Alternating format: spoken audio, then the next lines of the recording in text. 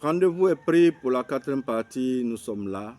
Rapport technique sur la structuration, l'organisation, le fonctionnement du système électoral de la Côte d'Ivoire et l'organisation administrative de la CEI. Nous sommes à la première vidéo, mais nous sommes à la quatrième partie. Donc il va falloir regarder les autres parties pour bien comprendre la logique des choses.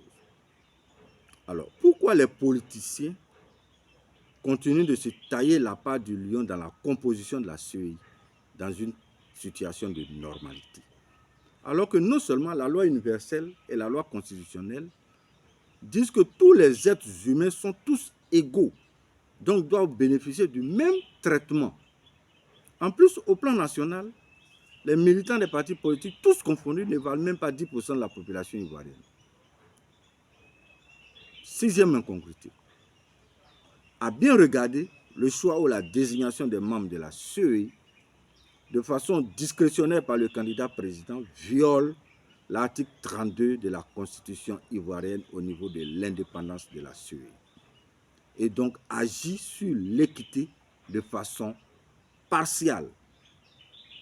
Les membres de la commission centrale soutenus par leur mode de fonctionnement interne, dans leur grande majorité, défendent les intérêts de celui dont ils tirent leur légitimité.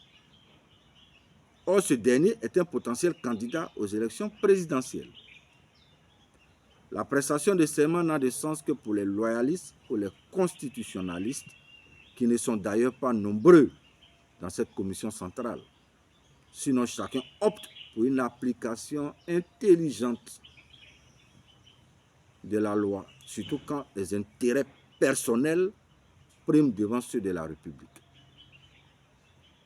Et dans le chapitre attribué au fonctionnement de la CEI, nous rentrerons dans les détails pour vous faire comprendre ce qui se passe sur le terrain qui explique cet acharnement de vouloir contrôler coûte et coûte la commission centrale de la CEI et par ricochet les commissions régionales et locales.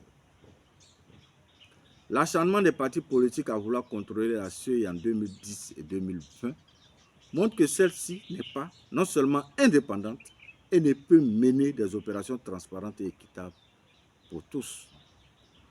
Le système électoral actuel est conçu de telle manière que celui ou le parti politique qui a la majorité à la commission centrale et locale gagne forcément les élections, mais par la tricherie. Cette bataille a été illustrée par la plainte portée par une partie de l'opposition à la Cour de justice et des droits de l'homme de la CEDEAO pour demander un équilibre de la composition de la CEI en 2020. L'arrêt de cette Cour a été rendu dans ce sens, mais inappliqué par la CEI. Ce problème qui est survenu au niveau de la CEDEAO a montré outre mesure l'imbroglio transparence et indépendance que la CEI s'est choisi de se mettre sur la base du système partial qui a été mis en place depuis 2010 et qui devrait continuer tant que celui-ci serait toujours appliqué. Et l'on nous parle d'impartialité et de crédibilité de la CEI. Troisième incohérence qui entache l'indépendance, l'équité et la transparence de la CEI. En pareille situation, ce serait le candidat président de la République qui doit prendre la décision d'équilibrer les commissions centrales et locales, ou c'est la CEI elle-même qui doit s'en occuper. Quelle situation abracadabra-tex. Difficile comme le mot lui-même à prononcer. Même le mutisme de la CEI sur le sujet l'a rendu plus coupable et partisane que jamais.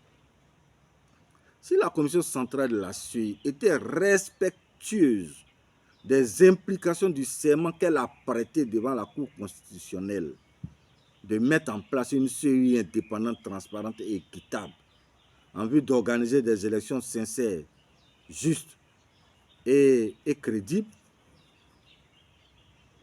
et qu'on a choisi un système électoral pareil, basé sur l'impartialité selon elle, alors elle devrait prendre acte de l'arrêt de la Cour de justice et des droits de l'homme de la CEDEAO pour corriger. Elle devait prendre acte pour corriger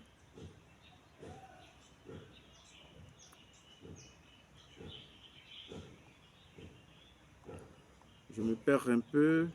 Excusez-moi.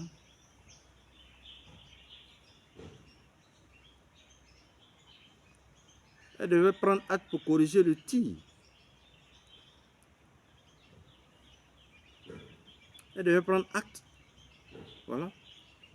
Pour corriger le tir afin d'apaiser le climat politique et social. Cependant, contre toute attente, la CEI attendait que le président candidat prenne cette décision à sa place, alors qu'elle prétend être indépendante et aujourd'hui impartiale. Quel intérêt a un potentiel candidat, fût-il président de la République, à prendre une décision qui ira non seulement contre ses intérêts personnels, et pour une institution qui est, à ses yeux, indépendante? Et c'est juste de penser ainsi.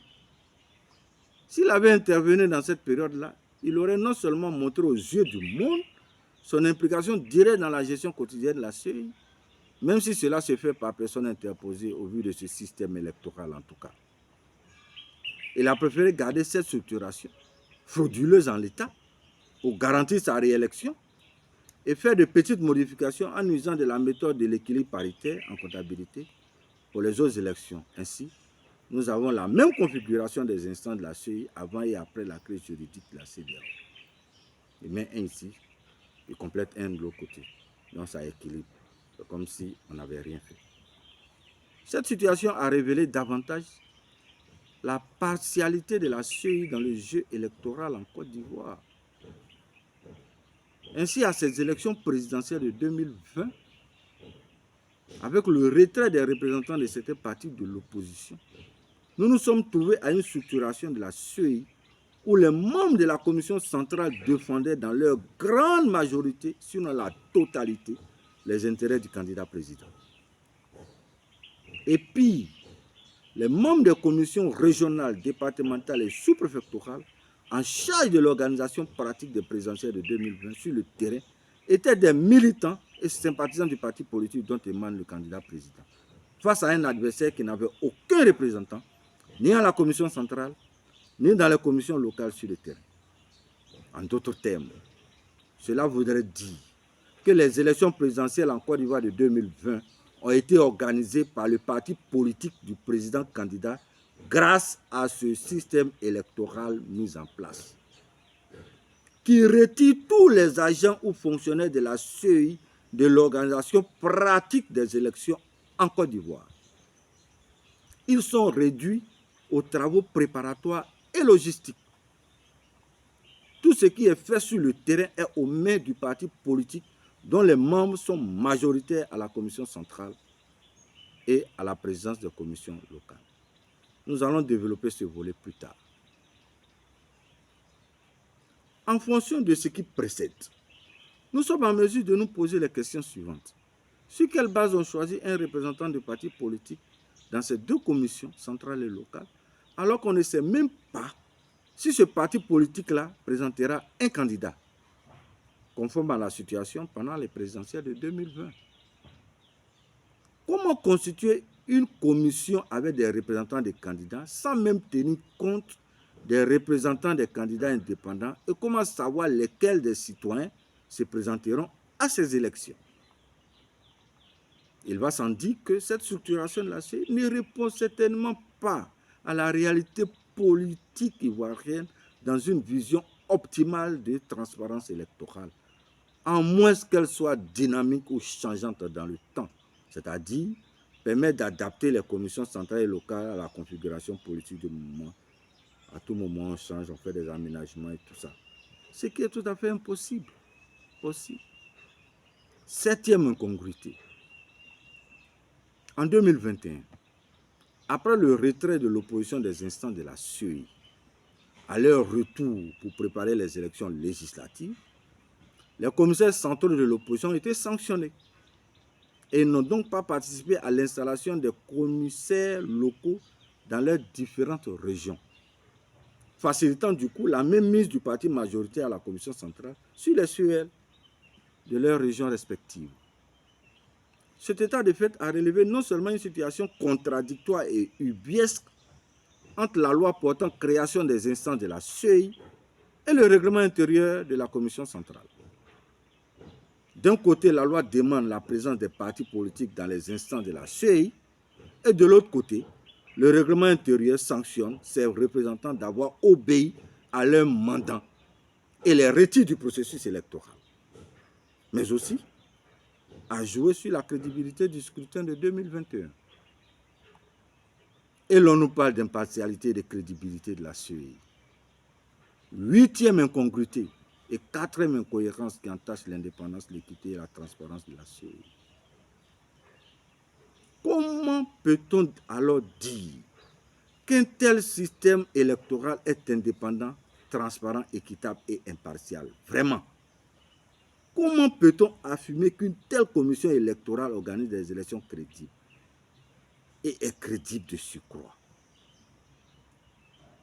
Allons-y voir au niveau des démembrements, au niveau des CEL. À bien observer, cette installation des CEL reflète exactement ce qui se passe à la commission centrale et lors du scrutin. La connotation politique du bureau central de la CEI est transférée au niveau local. Avant les élections, des commissaires locaux au niveau régional, départemental et communal et sous-préfectoral, tous les commissaires locaux reçoivent instruction ferme des superviseurs de la majorité de désigner le représentant du parti politique qui domine au niveau central comme président de la commission locale. Sans ignorer qu'il peut y avoir des surprises qui peuvent changer la donne. C'est possible. Mais combien sont-ils? Ces petits ouvriers ou paysans, ou éleveurs ou enseignants, qui sont dans les commissaires locaux, qui sont les commissaires locaux des partis politiques de l'opposition, qui peuvent dire non au grand commissaire central, dit superviseur, qui reçoit lui aussi les instructions de son chef de parti politique, son mandat. Ce n'est pas possible. Ce n'est pas possible. Cette structuration des CEL émane de celle de la commission centrale. Mais cette fois, sans les représentants de la société civile. Ce qui veut dire que les commissions locales sont entièrement aux mains des éventuels ou potentiels candidats des partis politiques. Ils sont ainsi juges et parties. Vous imaginez alors indubitablement que dans cette structuration de la CEI, le système est tel que jamais un candidat indépendant ne pourra être élu à la magistrature suprême de ce pays. Jamais. Même si nous considérons que son représentant est celui de la société civile au niveau de la commission centrale, selon la logique des choses, selon la logique du système électoral établi ici en Côte d'Ivoire. Et l'on nous parle d'impartialité et de crédibilité de la CEI. 5e incohérence qui entache l'indépendance, l'équité et la transparence de la CEI. Et puis, ce sont les commissaires centraux, dits superviseurs, qui installent les commissaires locaux. Ce sont les mêmes dont les partis politiques se disputent le contrôle de la CEI. Donc vous pouvez imaginer ce qui se passe sur le terrain. La commission centrale, majoritairement aux couleurs d'un potentiel candidat aux élections présidentielles, décide d'aller mettre leurs militants à la tête des commissions locales en mettant de côté les fonctionnaires de la CEI qui sont neutres et pouvaient organiser cette installation en toute transparence. Les commissaires centraux,